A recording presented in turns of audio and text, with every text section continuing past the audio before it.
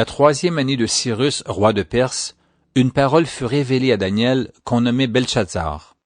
Cette parole, qui est véritable, annonce une grande calamité.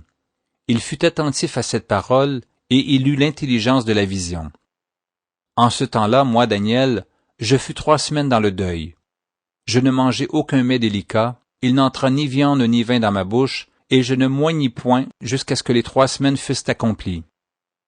Le 24e jour du 1er mois, j'étais au bord d'un grand fleuve qui est Hidékel.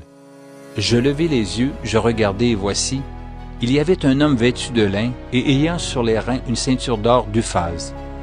Son corps était de chrysolite, son visage brillait comme l'éclair, ses yeux étaient comme des flammes de feu, ses bras et ses pieds ressemblaient à de l'airain poli, et le son de sa voix était comme le bruit d'une multitude. Moi, Daniel, je vis seul la vision, et les hommes qui étaient avec moi ne la virent point, mais ils furent saisis d'une grande frayeur, et ils prirent la fuite pour se cacher. Je restai seul, et je vis cette grande vision. Les forces me manquèrent, mon visage changea de couleur et fut décomposé, et je perdis toute vigueur. J'entendis le son de ces paroles, et comme j'entendais le son de ces paroles, je tombai frappé d'étourdissement, la face contre terre. Et voici, une main me toucha et secoua mes genoux et mes mains. Puis il me dit, « Daniel, homme bien-aimé, sois attentif aux paroles que je vais te dire, et tiens-toi debout à la place où tu es, car je suis maintenant envoyé vers toi. » Lorsqu'il m'eut ainsi parlé, je me tins debout en tremblant. Il me dit, « Daniel, ne crains rien, car dès le 1er jour où tu as eu à cœur de comprendre et de t'humilier devant ton Dieu, tes paroles ont été entendues, et c'est à cause de tes paroles que je viens. Le chef du royaume de Perse m'a résisté 21 jours, mais voici, Michaël, l'un des principaux chefs, est venu à mon secours, et je suis demeuré là auprès des rois de Perse. Je viens maintenant pour te faire connaître ce qui doit arriver à ton peuple dans la suite des temps, car la vision concerne encore ces temps-là. » Tandis qu'il m'adressait ces paroles, je dirigeai mes regards vers la terre et je gardai le silence. Et voici, quelqu'un qui avait l'apparence des fils de l'homme toucha mes lèvres. J'ouvris la bouche, je parlai, et je dis à celui qui se tenait devant moi, « Mon Seigneur, la vision m'a rempli d'effroi et j'ai perdu toute vigueur. Comment le serviteur de mon Seigneur pourrait-il parler à mon Seigneur? Maintenant les forces me manquent et je n'ai plus de souffle. » Alors celui qui avait l'apparence d'un homme me toucha de nouveau et me fortifia. Puis il me dit, « Ne crains rien, homme bien-aimé, que la paix soit avec toi, courage, courage. » Et comme il me parlait, je repris des forces et je dis, « Que mon Seigneur parle, car tu m'as fortifié. » Il me dit, « Sais-tu pourquoi je suis venu vers toi? Maintenant je m'en retourne pour combattre le chef de la Perse, et quand je partirai, voici, le chef de Javan viendra. Mais je veux te faire connaître ce qui est écrit dans le livre de la vérité. Personne ne m'aide contre ceux-là, excepté Michaël, votre chef. » Daniel, chapitre 11. Et moi, la 1re année de Darius de Mède, j'étais auprès de lui pour l'aider et le soutenir. Maintenant, je vais te faire connaître la vérité. Voici, il y aura encore 3 rois en Perse. Le 4e amassera plus de richesses que tous les autres, et quand il sera puissant par ses richesses, il soulèvera tout contre le royaume de Javan. Mais il s'élèvera un vaillant roi, qui dominera avec une grande puissance et fera ce qu'il voudra. Et lorsqu'il sera élevé, son royaume se brisera et sera divisé vers les 4 vents des cieux, il n'appartiendra pas à ses descendants, et il ne sera pas aussi puissant qu'il était, car il sera déchiré, et il passera à d'autres qu'à eux. Le roi du Midi deviendra fort, mais un de ses chefs sera plus fort que lui et dominera, sa domination sera puissante. Au bout de quelques années, ils s'allieront, et la fille du roi du Midi viendra vers le roi du Septentrion pour rétablir la concorde. Mais elle ne conservera pas la force de son bras, et il ne résistera pas, ni lui, ni son bras. Elle sera livrée avec ceux qui l'auront amenée, avec son père et avec celui qui auront été son soutien dans ce temps-là. Un rejeton de ses racines s'élèvera à sa place, il viendra à l'armée, il entrera dans les forteresses du roi du Septentrion, il en disposera à son gré, et il se rendra puissant. Il enlèvera même et transportera en Égypte leurs dieux et leurs images de fonte, et leurs objets précieux d'argent et d'or. Puis, il restera quelques années éloigné du roi du Septentrion.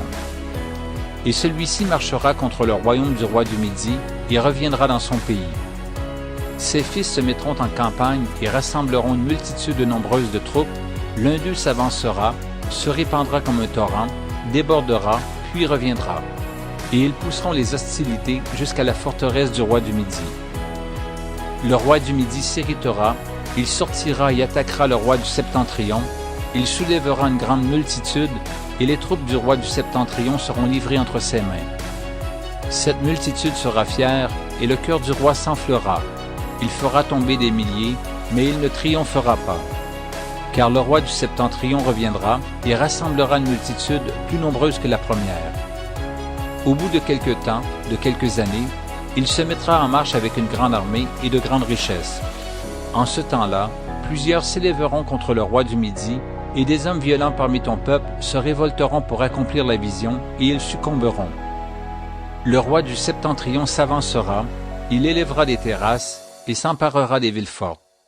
Les troupes du Midi et l'élite du roi ne résisteront pas, elles manqueront de force pour résister. Celui qui marchera contre lui fera ce qu'il voudra, et personne ne lui résistera. Il s'arrêtera dans le plus beau des pays, exterminant ce qui tombera sous sa main. Il se proposera d'arriver avec toutes les forces de son royaume et de conclure la paix avec le roi du Midi. Il lui donnera sa fille pour femme dans l'intention d'amener sa ruine, mais cela n'aura pas lieu et ne lui réussira pas. Il tournera ses vues du côté des îles et il en prendra plusieurs. Mais un chef mettra fin à l'opprobre qu'il voulait lui attirer et le fera retomber sur lui. Il se dirigera ensuite vers les forteresses de son pays, et il chancellera, il tombera, et on ne le trouvera plus. Celui qui le remplacera fera venir un exacteur dans la plus belle partie du royaume, mais en quelques jours il sera brisé, et ce ne sera ni par la colère, ni par la guerre. Un homme méprisé prendra sa place sans être revêtu de la dignité royale. Il paraîtra au milieu de la paix et s'emparera du royaume par l'intrigue. Les troupes qui se répandront comme un torrent seront submergées devant lui et anéanties, de même qu'un chef de l'Alliance. Après qu'on se sera joint à lui, il usera de tromperie. Il se mettra en marche et il aura le dessus avec peu de monde. Il entrera au sein de la paix, dans les lieux les plus fertiles de la province. Il fera ce que n'avaient pas fait ses pères, ni les pères de ses pères. Il distribuera le butin, les dépouilles et les richesses. Il formera des projets contre les forteresses, et cela pendant un certain temps. À la tête d'une grande armée, il emploiera sa force et son ardeur contre le roi du Midi. Et le roi du Midi s'engagera dans la guerre avec une armée nombreuse et très puissante, mais il ne résistera pas, car on méditera contre lui de mauvais desseins. Ceux qui mangeront des mets de sa table causeront sa perte, ses troupes se répandront comme un torrent, et les morts tomberont en grand nombre. Les deux rois chercheront à leur cœur à faire le mal, et à la même table ils parleront avec fausseté. Mais cela ne réussira pas, car la fin n'arrivera qu'au temps marqué. Il retournera dans son pays avec de grandes richesses, il sera dans son cœur hostile à l'Alliance sainte, il agira contre elle, puis retournera dans son pays. À une époque fixée, il marchera de nouveau contre le Midi, mais cette dernière fois, les choses ne se passeront pas comme précédemment. Des navires de Kittim s'avanceront contre lui, découragé, il rebroussera. Puis, furieux contre l'Alliance sainte, il ne restera pas inactif. À son retour, il portera ses regards sur ceux qui auront abandonné l'Alliance sainte. Des troupes se présenteront sur son ordre, elles profaneront le sanctuaire, la forteresse, elles feront cesser le sacrifice perpétuel et dresseront l'abomination du dévastateur. Il séduira par des flatteries les traîtres de l'Alliance. Mais ceux du peuple qui connaîtront leur Dieu agiront avec fermeté, et les plus sages parmi eux donneront instruction à la multitude. Il en est qui succomberont par un temps à l'épée et à la flamme, à la captivité et au pillage. Dans le temps où ils succomberont, ils seront un peu secourus, et plusieurs se joindront à eux par hypocrisie. Quelques-uns des hommes sages succomberont, afin qu'ils soient épurés, purifiés et blanchis, jusqu'au temps de la fin, car il n'arrivera qu'au temps marqué.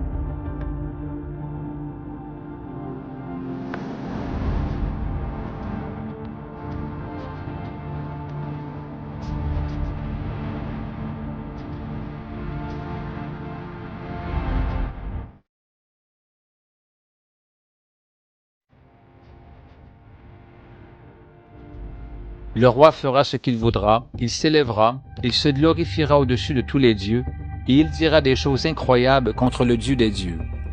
Il prospérera jusqu'à ce que la colère soit consommée, car ce qui est arrêté s'accomplira. Il n'aura égard ni au Dieu de ses pères, ni à la divinité qui fait les délices des femmes. Il n'aura égard à aucun Dieu, car il se glorifiera au-dessus de tous. Toutefois, il honorera le Dieu des forteresses sur son piédestal. À ce Dieu qui ne connaissait pas ses pères, il rendra des hommages avec de l'or et de l'argent, avec des pierres précieuses et des objets de prix. C'est avec le Dieu étranger qu'il agira contre les lieux fortifiés, et il comblera d'honneur ceux qui le reconnaîtront. Il les fera dominer sur plusieurs, il leur distribuera des terres pour récompense. Au temps de la fin, le roi du Midi se heurtera contre lui, et le roi du Septentrion fondra sur lui comme une tempête, avec des chars et des cavaliers, et avec de nombreux navires. Il s'avancera dans les terres, se répandra comme un torrent et débordera. Il entrera dans le plus beau des pays, et plusieurs succomberont. Mais Édom, Moab et les principaux des enfants d'Ammon seront délivrés de sa main. Il étendra sa main sur divers pays, et le pays d'Égypte n'échappera point. Il se rendra maître des trésors d'or et d'argent, et de toutes les choses précieuses de l'Égypte. Les Libyens et les Éthiopiens seront à sa suite. Des nouvelles de l'Orient et du Septentrion viendront l'effrayer, et il partira avec une grande fureur pour détruire et exterminer des multitudes. Il dressera les tentes de son palais entre les mers, vers la glorieuse et sainte montagne, puis il arrivera à la fin, sans que personne lui soit en aide.